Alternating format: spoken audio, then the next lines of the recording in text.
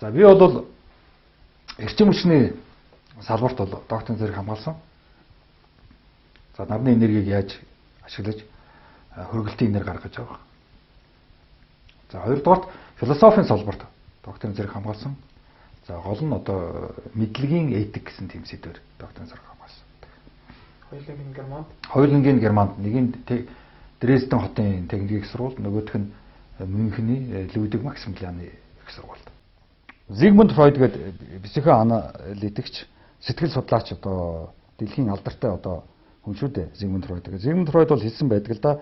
Ер нь бол эрэгтэй хүүхдийг бол аав нь өсгөдгөө, хүмүүжүүлдэг, ээж нь л өсгөж хүмүүжүүлдэг гэж. Яг бол аав нар бол хитрхи их юм шаарддаг хүүгээсээ. Яг л өөртөө адилхан юм шиг үздэг. Тэгэхээр хүүгээ ер нь маргалжил нэг л дэлхийн авраг болох гэсэн тийм үү? Одоо сүмөө болох гэсэн ч юм уу. Тэгж эрэгтэй хүүхдээс хитрхи юм шаарддаг. Тэгээд хулчгар болгодог. Тийм учраас ээж нар хүүгээ өсгөж, хүмүүжүүлж, зоригжуулж эвдэл чимэглэхгүй шиг өсгөх ёстой гэсэн байдаг байхгүй юу? Ер нь бол эрэгтэй хүүхдийг ёс заншил уламжлалт бол хүүхэд бол маш их одоо юу байсан л да.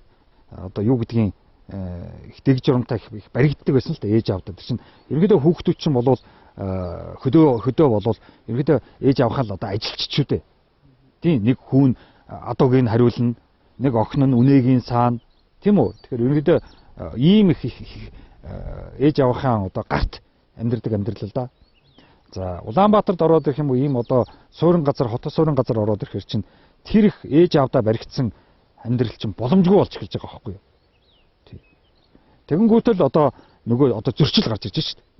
Тийм одоо Монгол ёсонд бол ээж аав нь одоо хүүхдээ мэддэг, хүүн ээж аавгаа сонсдог тийм үү?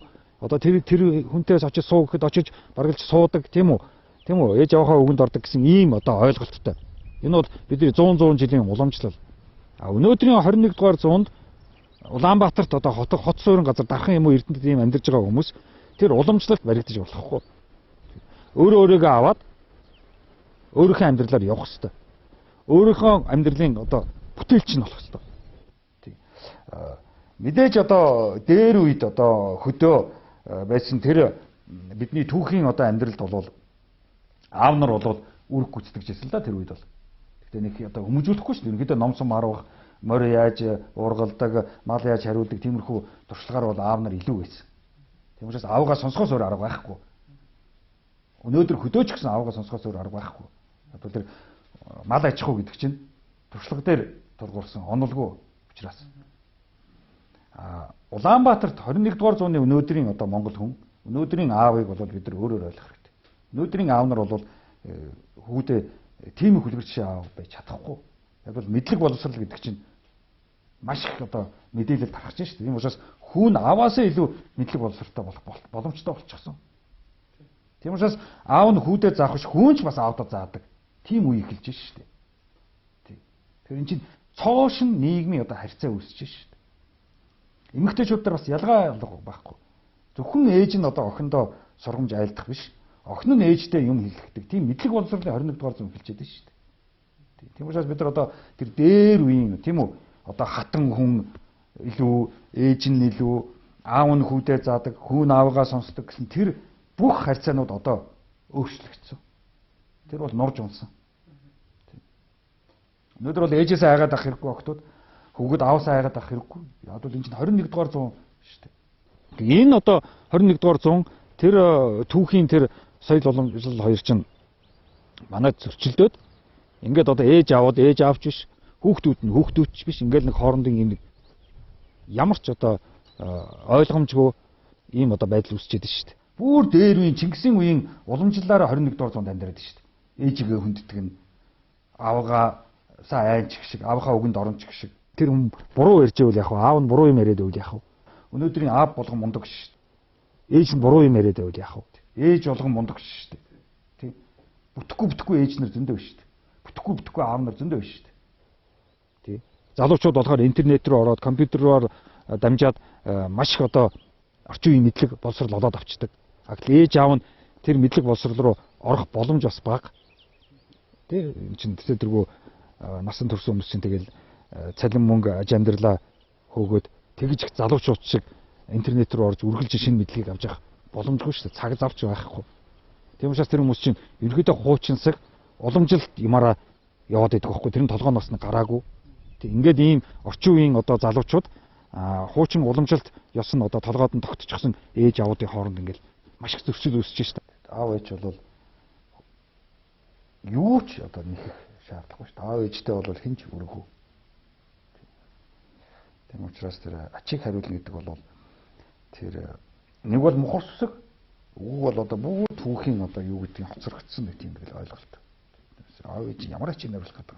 Тэгвэл тэр үед чинь бол яг уу одоо Чингисийн үед ч юм уу тэр малчин амьдралаар амьдарч байхад бол аав ээж бол маш их үүрэг гүйцэтгэдэг л дээ хүүхдэд. Яг хажууд нь байгаа бүх юмыг даадаг л да. Тийм учраас үнээр ачийг хариулахаас арга байхгүй. Яг тэр Чингисийн үед бол тийм. Тэр чинь амь ирсэн маш одоо эрсдэлтэй амьдрал шүү дээ. Өнөөдрийн 21 дугаар зуунд бол аав ээж ачиг хариулах шаардлагагүй. Яг бол аав ээж бол хүний амьдралд тэгж оролцож чадахгүй байгаа. Ер нь бол хүмүүжүүлж чадахгүй байгаа шүү дээ. Хүмүүжүүлэх боломж байхгүй. Яг бол хүүхдийг Чингисийн үеийн малчин амьдрал бол хэнийг ч танихгүй нэг гэртэл цөөх хүнийг л таньж байгаа шүү дээ. Өнөөдөр чинь тэр интернет байна, компьютер байна. Янз бүрийн шинэ хүмүүстэй танилцсан. Нийгэм танихгүй хүмүүстэй танилцж байна. За тэгэл сургууль, гадаадын хүмүүс ингээл өчнөө олон зүйлс залуу хүнд нөлөөлж шүү дээ. Тэдэртэй танилцж, тэдэртэй харьцаж. Тийм учраас тэд нар л хүмүүжүүлж байгаа байхгүй. Тэрнээс тэр Чингисийн үе шиг ганцхан ээж аав нь тэр хүмүүжүүлдэг тэр үе өнгөрсөн.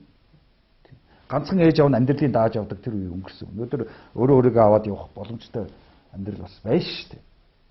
Тэгэхээр заавал тэр ачиг хариулна гэсэн юм байх хэрэггүй. Зүгээр яг хүндэтгэл байх хэрэгтэй ээж аваагаа бол. Тэгэхээр одоо энэ хорвоо дээр бас нэг хүний амьдралыг бэлгэлсэн тэр бэлгэнд нь одоо тийм үү? Бэлгийг хөндлөж явах хэрэгтэй. Тэрнээс хүнд бэлгэлсэн бас амьдрал болгон сайхан зүйл бас биш шүү. Тийм энэ хорвоо дээр төрөөд одоо сайхан амьдарч чадахгүй хүмүүс зөндөл биш шүү дээ. Тэр хүмүүс бол бүр одоо ээж авахын ачийг хариулах боломжгүй шүү дээ. Аргалж одоо тэдрээс өр нэхэх байх. Зарим хүмүүс бол хүний амьдрал чинь олон төрөл биш. Яг нь ер нь бол ямар ч арт түмэн өөрийн гэсэн эрхмэлдэг, хүндэлдэг, за тэндээ итгэл үнэмшлээ өгдөг, даатгадаг тийм одоо зүйл байдаг. Жишээлбэл одоо хаан тийм одоо хаант засагтай, хаант төртэй оронд бол хаандаа итгэл үнэмшлээ өгж явдаг. Хааныгаа одоо сонсож хааныхаа одоо зааснаар ажил амьдралаа удирдах явдаг. За шашин төртэй оронд бол шашнаа бурхныгаа тийм үштэй ингээд одоо тэндээ итгэл үнэмшлээ өгж явчихдаг л та. Тэгэхээр за монголчууд бол түүхийнхээ хувьд бол Чингис хаантай байхдаа Чингисийнхаа шүтээ явж исэн. За дараа нь төвдөөс буддийн шашин орж ирэхэд буддийн одоо очир байна. Зонкова тийм үү? Тэр одоо бурхны тэр дөрсүүд тэр шашныгаа шүтээд явчихсан. Одоо хоймордоо бол Чингисийн зураг байсан бол Чингисийн одоо дурсгалт зүйл байсан бол дараа нь одоо юуны бурхны одоо юу нь бол шавар бурхан, гуйлан бурхангуудаа тавиад тэгээ шүтчихсэн. За энэ байдал 20-од оны одоо хувьсгал социализмын үед өөрчлөгдсөн. Монголчуудын одоо шүтэж биширж явсан зүйлд бол өөрчлөлт орсон.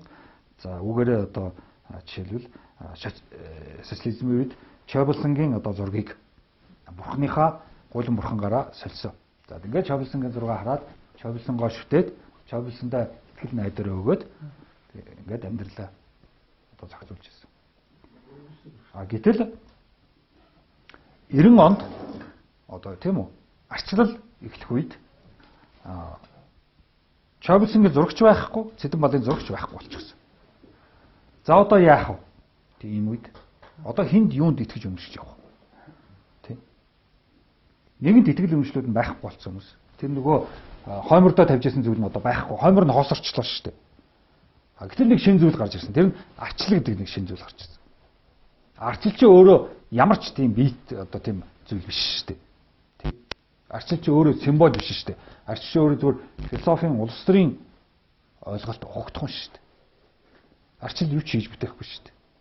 За ингээд яасан? Хоймортой юу ч байхгүй арчлал гэдэг нэг үгтэй л хоцорсон байхгүй.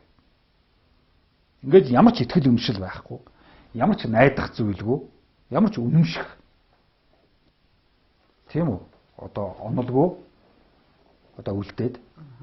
За 20 жил боллоо. Ер нь бол яг нийгмийн гэрээ байх хэрэгтэй одоо нийгэмд иргэдийн хооронд тийм үү? Одоо гэрээ яг бол тийм тоглоомын дүрэн байх хэрэгтэй байхгүй юу? Хятад бол гэрээтэй орнод шүү дээ. Күнзийн онлоороо явцдаг. Тий. Герман, Франц, Европ болвол Кристийн библиэр явцдаг. Бид нар чинь нөгөө нэг муслимын шашинтай орн биш шүү дээ. Нөгөө тэд нар чинь Коран гэсэн гэрээгээрээ хоорондоо зохицоо явцдаг байхгүй зөв буруу. Тий. Оросууд бол юугаар явж байгаа шүү дээ. Достоевский, Толстой энэ төр гэсэн одоо оюуны том одоо бүтээсэн ормоо бичсэн тэр хүмүүсийнхаа итгэл өмчлөөр явж байгаа шүү дээ. Тийм учраас Монголын нийгмийн бүх иргэдийн дунд нэг гэрээ байх хэрэгтэй маа. Тэр бол Монголын гэрээ байх хэрэгтэй. Эрхчлөөний, шударгасны тэгшэрх бидний энэ хамтын амьдралын гэрээ биднэрт нэн тэргүүн шаардлагатай болчиход байгаа байхгүй. Монголчууд бид нар хоорондоо эрхчлөөний, шударгасны тэгшэрхийн сайн сайхны одоо гэрээ байгуулж нэг нэгэ хүндчихэд амьдрах тийм гэрээтэй байж ич тэр гэрээгээ үнэмшиж тэр гэрээгээрээ ажил амьдралаа зохицуулж тэр гэрээгээрээ одоо бидний үнэлэмж явагдах ёстой гэж би 3 дахь ном бичсэн. Тэр гэрээ бол дотроо маш олон төрлөлтөө. Би одоо хэлжсэн намаа одоо урлагийн гэрээ гэж тийм маш олон гэрээнүүд хийх ёстой бид нар хоорондоо. Боловсролын гэрээ хийхгүй болохгүй бид нар. Үнэхээр одоо багшийн зааж байгаа үнэн нь худлаа юу? Сурагч багшийн заасныг одоо сурах ёстой гэсэн тэр гэрээ. Шашны гэрээ байх ёстой. Чи тэр буддын шашнаа гэртээ л яар, бити нийгэмд яар. Найздаа бити буддын шашнаа тулга. Чи тэр Кристийн шашнаа өөрийнхөө тэр хоббигоор л хий. Битгийн Монголын нийгэмд над Кристийн шашнаа тараагаад бай. Итгэл өмшил чинь хувь хүний асуудал. Эдийн засгийн гэрээ. Эдийн засгийн гэрээ юу? Хинч хохирдгүй, хинч хожидгүй, хинч хожигддаггүй. Хинд нь ч ашигтай биш, хинд нь ч ашиггүй биш тийм эдийн засгийн гэрээ хийх. Хоёулаа хэрэгцээгээл хангадаг тийм эдийн засгтай болох. Зарж байгаа нь ч худалдаж авч байгаа нь ч. За шинжлэх ухааны гэрээ хийх. Шинжлэх ухааны гэрээ бол нийтлэгийн гэрээ. Энийг би мэднэ, гарцаагүй мэднэ. Энийг би мэдэхгүй. Ёстой мэдэхгүй гэсэн ийм одоо гэрээ. Физикчд физикээ мэддэг. Химчд химээ мэддэг. Философчд философоо мэддэг. Социологчд социологоо мэддэг. Ийм одоо шинжлэх ухааны гэрээ бидэрт хэрэгтэй. За соёлын гэрээ гэж бид түрүүн хэлжсэн. Нэг нэгнтэйгээ харьцах тэр соёл. Урлагийн гэрээ. Үнэхээр тэр энэ урлаг мөн үү? Мөн. Тийм. Зарим юм чи урлаг биш мөртлөө тэрийг урлаг гэж хэлээд байна шүү дээ. Гоо сайхны гэрээ хийх хэрэгтэй бид нар. Бидний энэ Улаанбаатар хот маань гоо сайхнаар дүүрэх хэрэгтэй. Байшин, барилга, өнгө, будаг, хэлбэр, дүрс. Тэр бүх эстетик гоо сайхан алдагдчихад байна шүү дээ. Хаан хануу нэг мөрөө байшин. Өнгөн зохиогүй.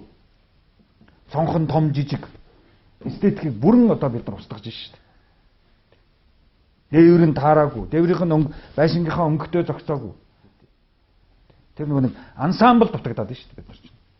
Шилэн байшингуудад шилэн байшингуудын хэсэг, шавар байшингуудад шавар байшингуудын хэсэг, шохон байшингуудад шохон байшингуудын хэсэг гэсэн ийм ансамбл дутагдаад шүү дээ. Өөрөлд одоо 120 байшингууд чинь нэг төрлийн архитектуртай шүү дээ.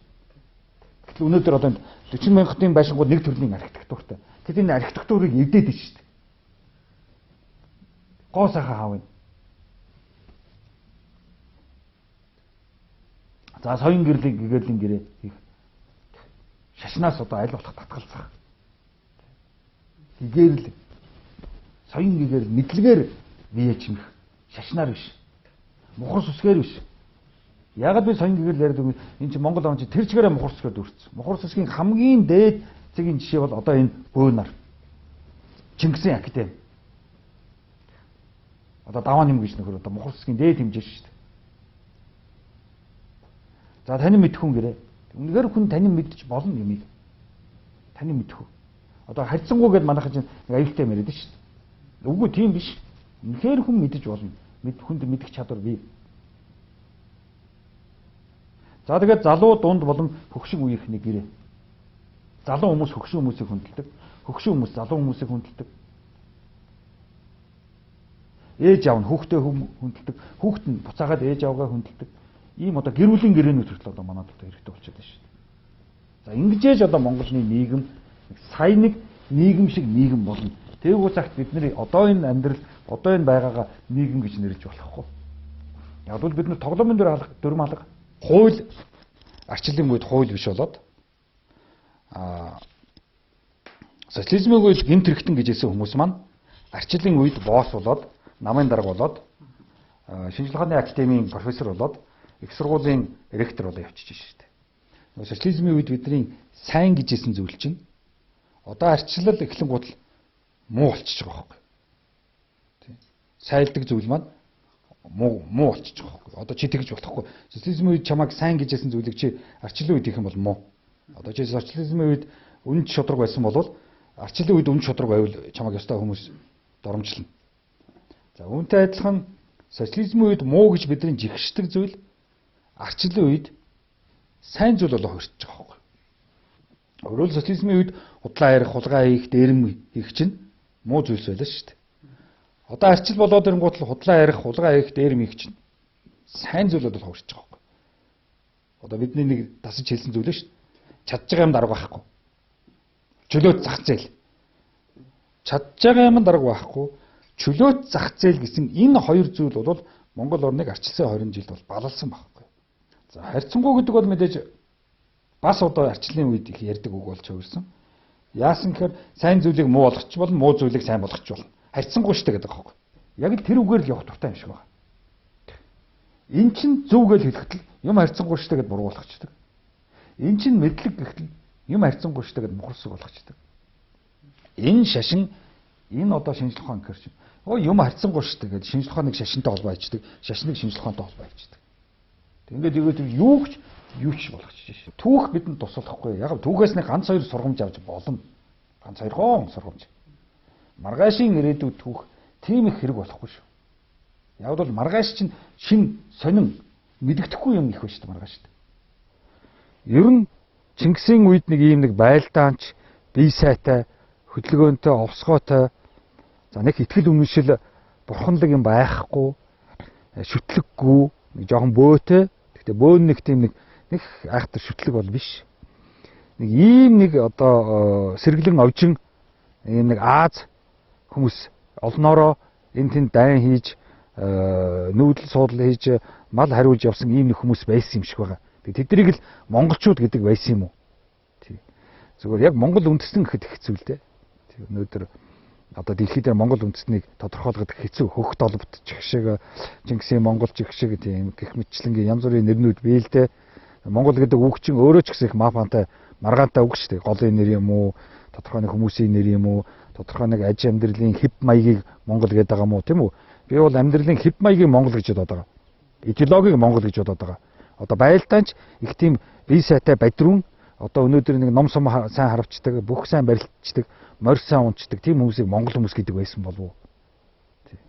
За энэ их айхтар байлдаанч энэ монгол гэдэг нэртэй, монгол гэдэг одоо үзэл бодолтой ийм хүмүүс 16 дугаар зуунд Бээжийн хотоос хөөгдөж гарсан шүү дээ.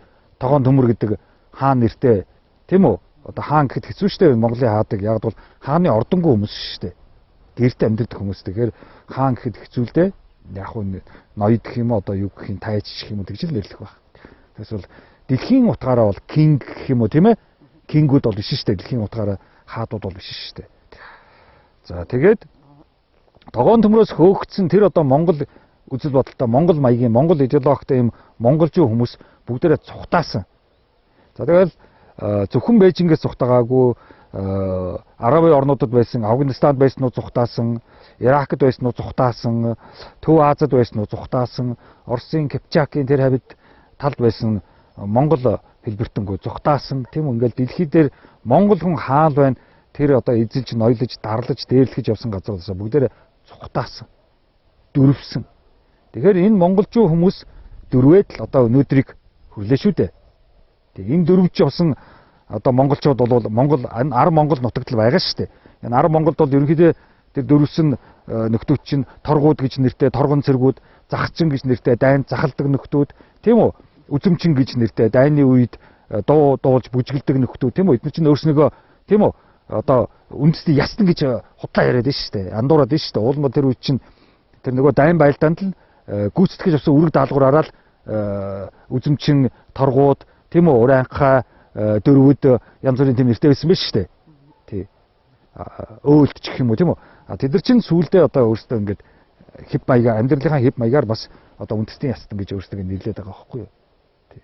Ийм л одоо хүмүүс социализмын үед нэг орчин үетэй зулгсан байхгүй да дэлхийн Европын орчин үетэй одоо Оросуудын тусламжтайгаар Орос хүмүүс бол Монгол гэдэг нэртэй энэ хүмүүст маш их тус боллоо шүү дээ. Тэгэхээр Оросууд бид нар одоо бас хаяа баярлж явах хэрэгтэй. Тийм. Ер нь Оросуудад одоо баярлж явахгүй бол ёстой алдас болно. За тэр орчин үеийг одоо сүүлийн арчлал гэдэг нэртэй энэ 20 жилд бол бид нар буцаад одоо дөрвөгчдийнхээ амьдрал руу орлоо шүү дээ. Буцаад зэрлэг, дураараа, морь ундаг, морь уйдаг, бүх барилдаж нээга булчин ширмсөөрөө дарлаж дээрлэгдэг, ном сумаар одоо яадаг нэг одоо амь насын бүрлэгдэг тийм үү? Тийм одоо 20 жил байлаа шүү дээ. Энэ 20 арчлалын 20 жилд ер нь хүнд алуулсан, машин дайруулсан, өвчнөөр өгсөн тийм үү? Учир бүтүүлгээр өгсөн монголчуудын тоог одоо гаргаж ирэх юм бол маш өндөр тоо гарч ирнэ. Буцаад бид нар зэрлэгчлээ шүү дээ 20 жил.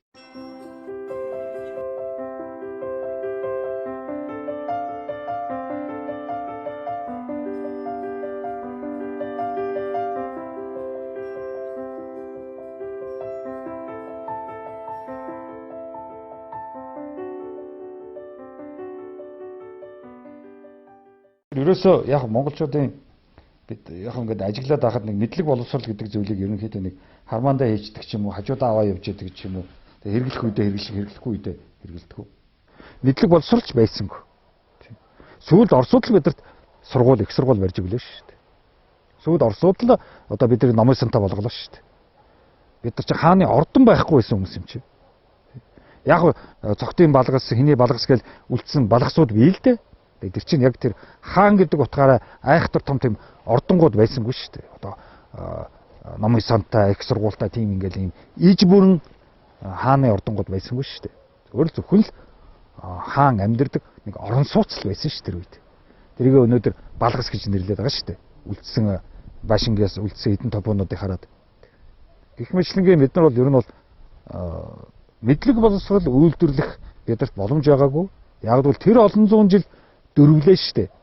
Дайн хийж бусад ард түмэнтэй нэг одоо дарлаж явсныхаа, дээрэмдэж явсныхаа хариуд бид нар олон зуун жил зүхтааж дөрвсөн учраас бид нар мэдлэг боловсрол үйлдвэрлэж, мэдлэг боловсролтой ойртох боломж байгаагүй. Уул мэдлэг боловсрол чинь тарихаар ороод, тарихыг чинь өөрчлөөд, ухаан чинь боловсроод, тэгээд ухаантай болоод, ухамсартай болоод, хөгжөөд, тийм үү? Ингээд одоо явах ёстой л да хүн. Тэгэхгүй шүү дээ. Тэр мэдлэг гэдэг чинь толгой руугаа оруулахгүй шүү дээ. Зүгээр нэг тийм хэрэгэлдэг юм гэж ойлгоод байна шүү дээ. Би өөрөө мэдлэгээр боловсрлоор өөрчлөгдөж, маш их өөрчлөгдөж, шинжлэгдэж чадвартай болно гэдгийг ерөнхийдөө монгол хүмүүс өмнөшгүй байх шиг байна. Америкт байж байгаад хүрээд ирсэн ч тийм үү, Германд байж байгаад хүрээд ирсэн, Японд байгаад хүрээд ирсэн, диплом авсан гэдэг энэ хүмүүсийг би ер нь ингээд ажиглаад байхад үнэхээр яг тэр орондоо очиод үнэхээр яг тэр мэдлэг боловсролын эзэмшээгүй харагдаад идэх байхгүй. Тэгэл хөнгөн маягаар нэг жоохон англиар жоохон ярьсан. Тэгэл Америк жоохон байж байгаа л тэгэл тэр хүнд мэрэгжил боловсрол руу орохгүй, номын санд хэдэн цагаар суухгүй, шалгалтанд одоо унж тусаж тэрнтэй одоо хичээл мэдлэг боловсролтой зөрчилдөж тэмцэлдэхгүй байсаар гол өгöd ирж байгаа байхгүй. Тэгээд яг цаад одоо Америк багшинч байдаг юм уу, Герман багшинч байдаг юм уу, Япон багшинч байдаг юм уу? За энэ Монгол одоо залуу диплом нөхөхгүй бол ер нь энэ нөхөр юу галзуурч мэднэ, солиорч мэднэ. Айгүй бол уйлах байх, гомдох байх. Тийм учраас яаж хийж байгаа нэг диплом өгвөл тэгэл Монгол руу явуулъя гэсэн ойлголттой байна. Үнэхээр л тэр Америкт очиод тэр их мэдлэг боловсролынх нь их сургуульд суралцаад тэр мэдлэг боловсролтой нь золгоод тэрнтэй нь тэмцээд ялаад гарч ирсэн бол энэ хүмүүс ийм байхгүй. Ингэж бөөмөө ярьж хачин зам руу орохгүй. Ингэж мухарцэгдэхгүй. Хэцүү, төвөгтэй, цаг хугацаа шаардсан, маш их ажил хөдөлмөр шаардсан, маш их дэг журам сахилга бат шаардсан тийм зүйлээс болохоор цухтаачдаг. Тэгсгийж явж байгаа л. Тэгэл нэг тэр сургуулаасаа тэгээд нэг автоматар нэг диплом аваад тэг хүрээд ирчих юм шиг. Үнэхээр мэдлэг боловсрол эзэмсэн бол ингэхгүй шүү, ийм болохгүй. Яг мэдлэг чинь яг гарцаагүй заагаад өгчдөг учраас бас тэр гарцаагүй заасан юмд дургуйч юм шиг. Тэгэхээр энэ хүмүүс чинь энэ масс чинь ерөнхийдөө боловсролын төвшөнд доогоор байгаад байна шүү дээ. Төрийн хэмжээнд соён гэгэрэл явагдах юм бол одоо яг социализмын үе шиг явагдах юм бол энэ иргэд чинь бас нэг ухамсартай боловсролтой болох хэрэгтэй байхгүй юу? Өөрөөр социализмын үед насан турш хүмүүс зориулсан оройн сургууль гэж байсан байхгүй. Ичнэ гэж бас байсан. Мэргэжил дэвшлүүлэх байсан. За эдгээр чинь тогтмол явагдчихсан. Мэргэжил дэвшлүүлэх бол ерөөсөө нэг 2 жил ажиллаад мэргэжил дэвшлүүлдэг. Тэгээд шинэ мэдлэг боловсролтой болдог. Тийм. Өнөөдөр бол хүмүүс тэгж бодоод байна. Сургууль төгслөө диплом авлаа. Одоо тэгээд насан туршдаа дахиж одоо сургуулийн бараа харахгүй, дахиж одоо сургуулийн тангимд орохгүй гэж ойлгоод байна шүү. Тэгж болохгүй шүү. 2 жил болоод нэг дээд сургуулийн тангимд орж ирж юм сурдаг болох хэрэгтэй. Яг бол өнөөдөр 21 дугаар зуунд чинь мэдлэг жил болгон нэмэгдэж шүү дээ. Шин мэдлэгүүд гарч ирж байна. Энэ шин мэдлэгүүд жил болгон нэмэгдээд байхад тэр мэдлэгээс хосроод байна шүү дээ. Тэгэхээр ерөөсөө улс орны хэмжээгээр соён гэгэрэл явагдахгүй байна л да. Тэгээ яг монгол хэл бол зүгээр яг хэлнийхээ хувьд тийм муу хэл биш. Ер нь бол нэлээд баян хэл шүү дээ. Тэгээд баян гэдэгтээ юугаа хэлж байгаа нь одоо би түрүүн хэллээ ш. Нөгөө дайн хийж явсан, дөрвөж явсан, олон үндэстнүүдтэй нийлж явсан, олзолж явсан, тэдэртэйгээ холилдож явсан, тийм үү?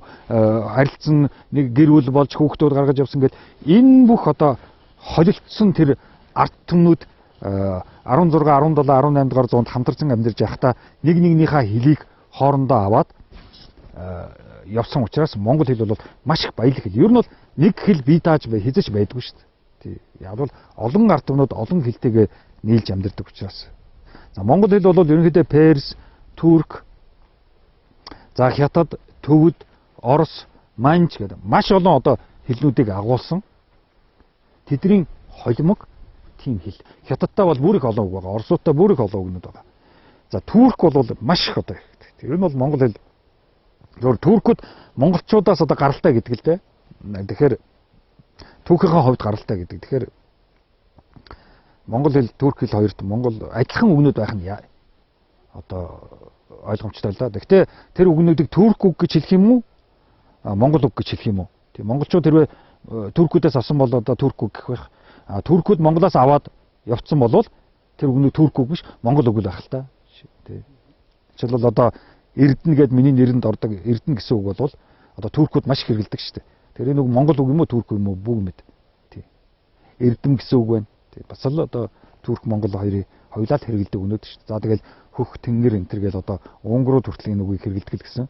Гэхдээ үнэхээр энийг монгол үг гэх юм уу эсвэл одоо өөр хэлнээс монгол хэлэнд орж ирсэн юм уу бид нар мэдэхгүй шүү дээ. Тэнгэр гэдэг үг монгол үг мөн ч юм биш ч юм уу. Тэгээ яа бол хэл судлаачид ийм ажил хийхгүй шүү дээ. Зүгээр нэг их шиг гээхгүй гэсэн л гэдэг монгол хэлний дүрм гаргаад байгаа болохоос ш. Яг хөө гэрэл үсгөрөө орсон бол бидэрт оюуны том хувьсгал болсон л доо. Бид нар нэг бичиг үсгээ солиод дараагийн бичиг үсгөрөө орно гэдэг бол том хувьсгал л да. Тэрийг сайн хийж чадвал тэгээд гэрэл үсгөрөө орсон бол явдал миний зүгээс бол ер нь тухайн үедээ маш хэрэгтэй байсан. Зүгээр үгийн үндсийг л устгах хийсэн л да. Гэрэл үсгээ бид нар монгол үгнүүдийг хараад үгийн үндс нь ямар үг юм бэ гэдгийг мэдхэд хэцүү. Яг энэ монгол үгнүүд ямар үгнүүдийн ханаас гаралтай ийм одоо хэлний судлаач чид өнөөдөр төрсөнгүй шүү дээ. Ерөнхийдөө одоо Эренчин Дамжин Сөрөн нар бол иймэрхүү л одоо их шиг гээгүүлэгчээр хөөцөлдсөн тийм үү нэг иймэрхүү хүмүүс байлаа шүү дээ. Тэрнээс энэ монгол хэлний үг язгуур ямар үгнээс гаралтай тэрийг судалсангүй шүү дээ. Өнөөдөр тэр хийсэн зүйлийг уул нь сайжруулад тийм үү өнөөдөр тэр хүмүүс хосрогдчих байх хэрэгтэй байхгүй. Тэгэхээр дараа нь ямар сайжруулалт явагдаагүй. Яагаад бол манайхан чинь нэг хүнийг дахин шүтдэг, биширдэг. Тэгээд тэр хүнийхээ ямиг засуулдаггүй, сайжруулдаггүй. Үгүй ээ. Багш юм хийсэн зүйл агуу Эренчингийн бүтээл гэдэг ингээд тэргээ тоосон даруулаад хөгжүүлэхгүй байлгаад байгаа байхгүй монгол хэлээ. Тэрнээс монгол хэлэндээ одоо тэр тоосыг өгөөд монгол хэлээ цааш нь хөгжүүлэх хэрэгтэй байхгүй. Тэр монгол хэлний толиудыг бүр бүгдийг шинжлэх хэрэгтэй. Тэгээд шинжилж өгөхгүй байна л да. Одоо сая энэ төр ном дахиад цэвлийн толийг дахиад хэвлэл гаргасан байлээ би үзсэн бас л тийм сайхан шинжилэл явагдаагүй л байна. Тэм учраас өнөөдрийн одоо монголчуудын хэлээд байгаа философийн нэр томьёог монголчлол, физикийн шинжлэх ухааны нэр томьёог монголчлол, математикийн шинжлэх ухааны нэр томьёог монголчлоод байгаа бол энэ бол буруу. Тэгээ алдаа бид нар өөрснөө хизээч математик физик хийж яваагүй шүү дээ. Хизээч бид нар философи ном бичиж яваагүй шүү дээ. Тийм учраас хүн төрөлхтний хийсэн тэр сайхан бүтээлийг Монголынхаа хуучин үгээр орлуулад чахаад Монгол хуучин үгээр наагаад тэгээ тэрийг орчуулчлаа гэж хэлэх бол энэ бол их бүдүүлэг асуудал л да. Тэгээ ерөнхийдөө нэг Монгол хэл англи хэлний нэг толиуд шүү дээ. Энэ толиуд бас маш их алдаатай худлаа юмнууд байна. Одоо хүний бодол, сэтгэл энтрийг холиод орчуулчихсан ч байх шүү дээ. Feeling, perception энтрийг тийм үү? За одоо mind, spirit гэсэн үгнүүдийг буруу орчуулсан байх шиг. гэдэг ийм оюуны одоо маш чухал үгнүүдийг англи хэлнээс монгол хэл рүү орчуулад монгол хэлнээс англи хэл рүү болгоцсноос болоод энэ залуучууд энэ алдаатай толь ичгээс болоод маш их буруу ойлголт аваад байгаа юм аа бас. Яг республик гэдэг бол тэр юунд латин өгүүлтэй республик гэдэг чинь ардын төр гэсэн л үг шүү дээ. Анх одоо философоос бас гаралтай. Ер нь одоо энэ хаан яг хаангуул болох гэсэн одоо орнуудын төр байхгүй. Ардын төр, хаант төр биш. Жишээлбэл өнөөдөр англи орн болвол хаант төртэй орн, республик биш шүү дээ. Англиуд. Япон болвол хаант төртэй учраас бас республик биш. За Хятад республик, Орос республик, Герман республик. Тэр бол хаангүй орнууд. Итали ч гэсэн бас республик. Тэгэхээр энэ арчлал бол ардын засаг гэсэн үг шүү дээ. Арчлалыг бол бид нар демократик гэдэг үг арчлал гэж орчуулад байсан болохоор бол ардын засаг байхгүй юу? Ер нь бол эдгээр чинь бол яг мэдээж арчлал, мэдээж демократийн, репаблик эдгээр чинь анх бол идэ маягаар гарч ижсэн л да улс төрийн идэ, тийм үү? Тэгээ явандаа тэр чинь нэг төрийн зохион байгуулалт болоод ардын засгийн зохион байгуулалт болоод ингээд явчихсан л да. Ардын засаг биш л дээ, засаглал байхгүй юу? Тий. Ардын төр биш л дээ. Ардын одоо төрийг удирдах одоо удирдлагал байхгүй да. Хэн удирдах юм? Тийм л юмнууд явж байгаа шүү дээ энд чинь. Тэгээд энэ бүх нэр томьёонууд алдаатай орчуулагдаад өнөөдөр ч ихэнхдээ алдаатай хэрэглэгдсэн. Ерөөсөө л одоо миний нэг хэлээд байдаг зүйл байдаг л да. Энэ цэвэл гэж нэг хүний нэг монгол хэлний тойл байдаг байхгүй. Нэг зузаан ногоон ном байгаа. Одоо ногоон ном байгаа. Над чинь байгаа. Интернет төртгөө байдаг. За тэр их бол маш их алдаатай ном шүү дээ. Анх одоо Бямбэ 90 дамжин сүрэнгээс ингээл алдаанууд явсаар байгаад тэгээд тэр шагдар сүрэн ингээл янз бүрийн хүмүүсийн алдаанууд давтагцаар явсаар байгаад тэр хамгийн сүүл тэр цэвэл гэж хүнлэг гаргасан юм байл л дээ тэр монгол хэлний тойлыг. Өнөөдөр бол тэр монгол хэлний тойл бол шаардлага хангахгүй шүү 21 дугаар зуунд. Монголын ерөнхий боловсролын систем бол өнөөдөр бол одоо гэмт хэрэг хийж байгаа байхгүй юу? За хамгийн нэгдүгээр гэмт хэрэг бол юу вэ гэхээр бүх сургуулиуд адилхан сурах чиггүй. Ялгаатай сурах чигтэй. За нөгөө талаар ерөнхий боловсролын сургууль болгон төрийн мэдлийн биш. Одоо жишээлбэл хувийн ерөнхий боловсролын сургуулиуд байх хэрэгтэй. Тийм 10 жилийн сургууль хувийн байж болохгүй. Төрийнх байх хэрэгтэй. Тэгжээж төр Монгол орн, Монгол улс хүмүүсээ иргэдээ шин залуу үе энэ төрдөө энэ одоо Монголын нийгэмдээ зориулж боловсруулна хүмүүжүүл. Энэ чи явагдахгүй шүү дээ.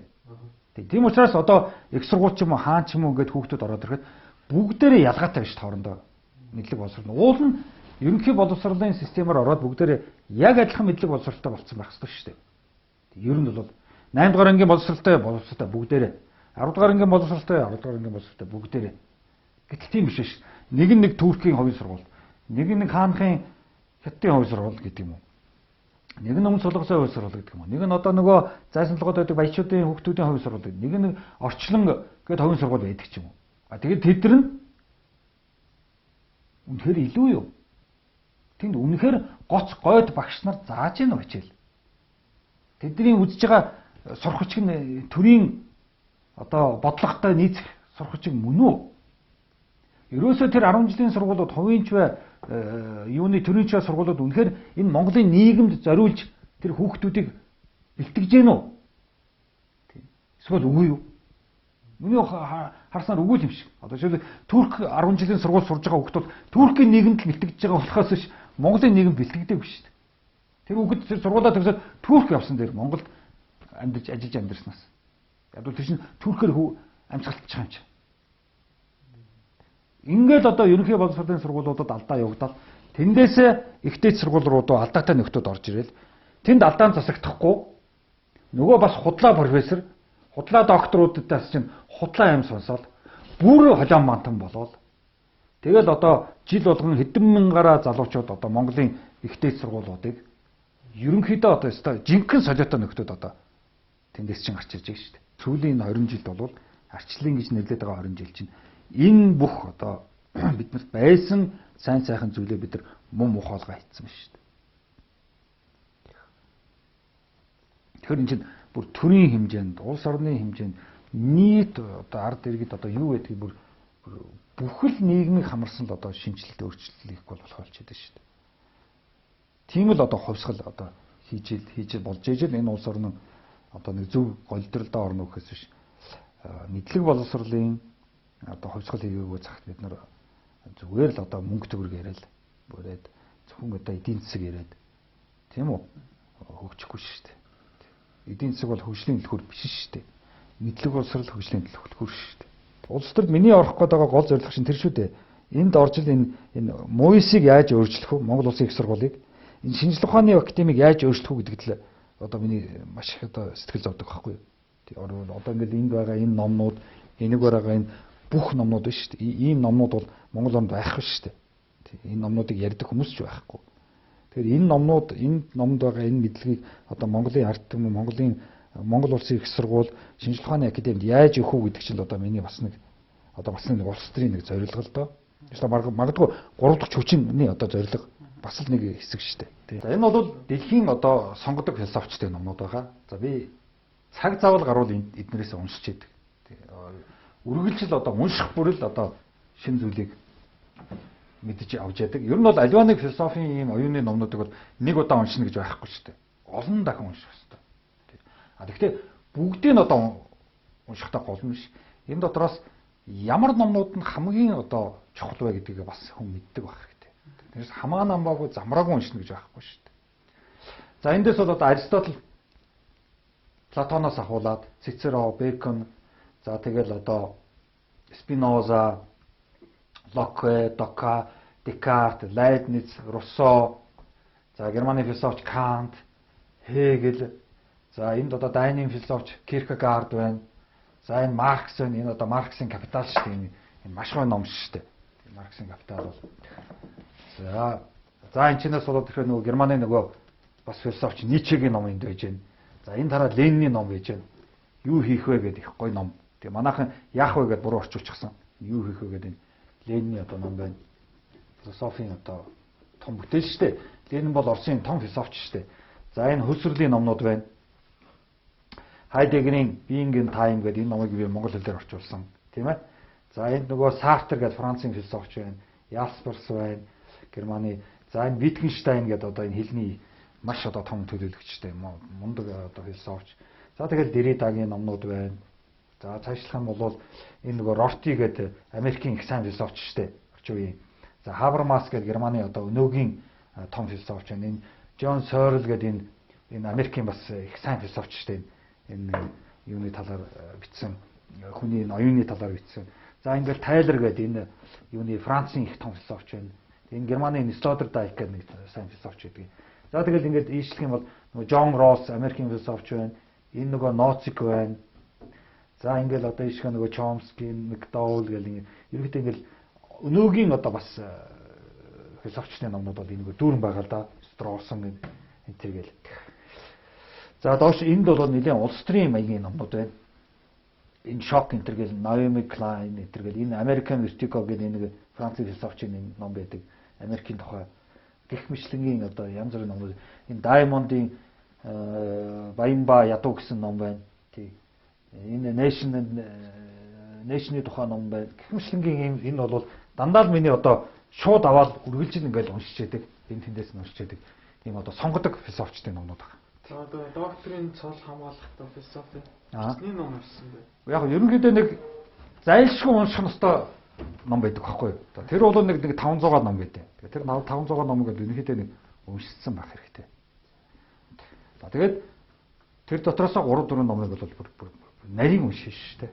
Зарим номуудыг бол нарийн уншихаас өөр арга байхгүй. Зүгээр ингээд нэг ормоо уншиж байгаа юм шиг уншиж болохгүй шүү дээ. Тэгээд та философийн докторийн цол хамгаалаад тэгээд Монголдо хичнээн ямар төрлийн номууд бичсэн бэ? Яа, Монголд бол ер нь бол би энэ Хайдегерийн философийн номыг орчуулсан Герман хэлнээс. За тэр Эрих Фром гэдэг философийн номыг бас орчуулсан. За өөрөө бол би нэг 3-4 философийн ном одоо бичсэн. Хүний энэ санаа, сэтгэл, бодол, ухаан, ухамсар тийм юм оюуны одоо талын философийн номнуудыг бичсэн. За сүүлд одоо улс төрийн номнууд бичсэн. Энэ Руссо, Локе дээр төшөглөж хагаад одоо хараа хэрцгийний бодлого тийм ээ Монголын гэрээ гэсэн номнуудыг бичээлээ. За ерөнхийн философийн одоо энэ соён гэгэрлийн одоо энэ чинь энэ номнууд чинь бүгд л соён гэгэрлийн номнууд шүү дээ. Соён гэгэрлийг одоо Монголд дэлгэрүүлэхийн тулд 10 Монголд орчин үе өгүүлэгдэнэ гэж бас ном бичсэн. Тийм гэх мэтлэн. Тэгээ цааш нь их л олон ном бичих одоо төлөвлөгөөтэй байгаа л да.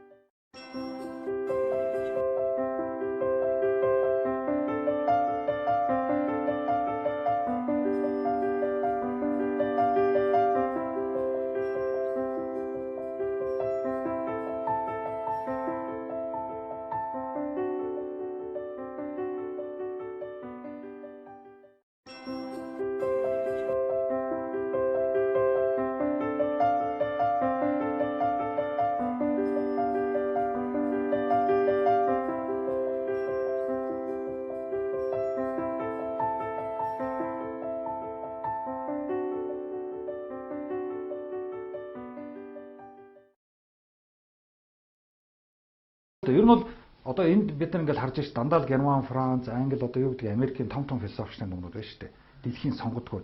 Энэ дотор ганцхан Оросоос Ленин л байна шүү дээ. Хятад хүн энэ дотор бас байхгүй. Тэгэхээр бид нар бол ерөнхийдөө манай одоо урд хөрш, хойд хөрш хоёр маань бол дэлхийд алдартай том философич нэг байхгүй л да. За яг хятадууд бол Күнс гэж хэлдэг. За Оросууд бол одоо Ленин байгаа тийм үү. Гэтэл монголчууд бид нар энэ хоёрын хөршийн дунд өөрснөө одоо дэлхийн том сонгодгууд дотор орохоор тийм философч байгаасангүй л дээ. Философийн ном бичсэн хүн байхгүй шүү дээ өнөөдөр. Тийм. Энд одоо ямар ч монгол хүний философийн ном байхгүй. Яг бол монголчууд философийн ном бичсэнгүй шүү дээ. Тэгэхээр бидний энэ философийн нэр томьёо угтуунууд бол ерөөсөө маш ядамаг. Тийм. Ихэнх одоо философийн нэр томьёонуудыг бол алдаатай буруу орчуулсан байдаг. Одоо Кантын ухамсар гэсэн үг байна шүү дээ одоо. Critic of pure reason гэдэг. Цэвэр ухамсарын критик. Тэрийг л одоо жишээлбэл Баабар гэж хүн reason гэдэг нь шалтгаан гэж буруу орчуулаад цэвэр шалтгааны шүүмжчих шиг юм хачиг орчуулаад ирсэн байдаг. За тэгээд өөр одоо өөрсдөө философч гэж нэрлэдэг Мойсийн философийн техникийн за өөр одоо гадуур дотор янз бүрийн философчтой номыг орчуулах гэж оролцсон иймэрхүү хүмүүс байдаг. Эдгээр бол дандаа л алдаатай. Одоо тэр Монгол Ардын номын Даш Ямдан гэж хүн байдаг. Тэр Аристотелийн номыг бол худлаад орчуулсан байл. Иймэрхүү одоо нэр томьёоны алдаанаас бол манад энэ сайхан философчтой номыг худлаа орчуулад байдаг л да. Ницшегийн одоо их гоё ном байдаг л Саратустра гэдэг. Тэгээ Ницшегийн тэрийг номыг хүртэл орос хэлнээс философийн одоо Монголын философч гэдэг хүмүүс чинь бас л худлаа орчуулсан байдаг. Тэгэхээр ерөөсөө ер нь бол манад бол дандаа л одоо энэ философийг буруу тайлбарсан, буруу ойлгуулсан бити философтод философи амьдралаас хол философи ер нь ойлгомжгүй зүйл энэ төр гэдэг тийм алдаатай нэрнүүд үг. Философи жинхэнэ ойлгомжтой. Хамгийн гой зүйл чинь философи шүү дээ. Тэгээд л энэ номнууд чинь нэг буруу алдаатай орчуулсан учраас хүмүүс уншихаасаа бэрхшээдэг, зайлсхийдэг. Тийм. Яг бол уншаад ойлгомжгүй бичээ хийсэн юм чи аргагүй шүү дээ. Энд бол ерөнхийдөө философийн номнуудыг бол ерөнхийдөө ингээд салбар салбараар нь дөрвөлжин ийм хайрцагнууд хийсэн байхгүй юу? Энд байгаа номнууд бол бүгд нэг салбарын номнууд. Тийм. За энд гэхдээ л одоо психологийн номнууд байна. За энд бол танин мэдхүү номнууд. За энд бодит байдал гэж юу вэ гэсэн асуултын хариултууд байна. Энд хүний оюуны номнууд. Хүний энэ оюун гэж юу юм бэ? Mind гэж юу юм бэ? Энд бас хүний энэ ухаан гэж юу юм бэ? Consciousness. За энд болохоор дандаа этикийн номнууд байна. Этикийн номнууд. За энд болохоор дандаа улс төрийн номнууд байна. Шудраг ёс центр гэсэн. За энд дахиад улс төрийн номнууд байна. За энд бол дандаа социологи, нийгмийн номнууд байна. Нийгэм судлалын номнууд байна. За энд бол сургууль хүмүүжүүлэхийн номнууд байна. Дандаа. За энд болохоор үг хэлний философийн номнууд байна. Хэлний философи. За энд болохоор одоо мэдээллийн информацийн философиуд, мэдээллийн философи. За энд бол соёлын философи, дандаа соёлын номнууд culture. За энд болохоор шинжлэх ухааны философи байна. За энд болохоор түүхийн философи, түүхтэй холбоотой. Гэвь иймэрхүү одоо ингээд салбараараа дөрвөлжин харьцан дийдсэн. Философийн одоо бүхэл судалдаг салбарууд. За энд бол философийн дандаа юунууд байна. Одоо толь өчгүүд байна. За энд ганц хоёр хүмүүсийн философийн номнууд байх шиг байна. Юуны энэ Попper энтер гэдэг миний бас зарим сонирхдаг энэ Фoucault энтер гэдэг философчдын номнууд байх шиг байна. Энэ Max Weber-ийн ном байна. За энд бол философийн нэлийн түүхийн номнууд байх шиг байна. Сократ, Сартр энтер гэдэг. Гэх мэтлэнгийн одоо дандаа л одоо философийн номнуудыг энэгээр одоо ажиллаж басан дөрвөлжин харьцдаг. Одоо социологч нь одоо социолог гэж одоо юу вэ? Гэхдээ социолог гэдэг бол яг хүмүүсийн яг манайхан бол нийгэм судлал гэж хэлээд байдаг л да. Тэр ерөнхийдөө хамтын амьдрал гэсэн үг л дээ. Ер нь хүмүүс хэрхэн хамтарч одоо ив найрамдалтай нэгэндээ тусалж ажиллаж амьдрах юм бэ гэдгийг чинь одоо социолог судалж байгаа шүү дээ. Тэгэхээр манайд бол нийгэм судлал гэж буруу орчуулад за социолог гэхээр ерөнхийдөө тэгэл хүмүүсээс асуулт хариулт аваад явж идэг. 40% нь үгүй гэж байна, 50% нь тийм гэж байна гэсэн тийм ойлголт явагдаад байдаг байхгүй. Гэтэл энэ социолог гэдэг чинь маш чухал салбар л да. Одоо энэ Макс Веберийн энэ социологийн ном бол одоо маш их гоё ном шүү дээ. Нийгмийн тухай хүмүүс хоорондоо хэрхэн одоо амьдарцгаах вэ? Нэгтэйгээ эвтэй найрамдалтай гэсэн их гоё ном байгаа. Социологч нь тийм утгатай шүү дээ. Манайд бол буруугаар яриад байт юм аа нийгэм судлал гэдэг.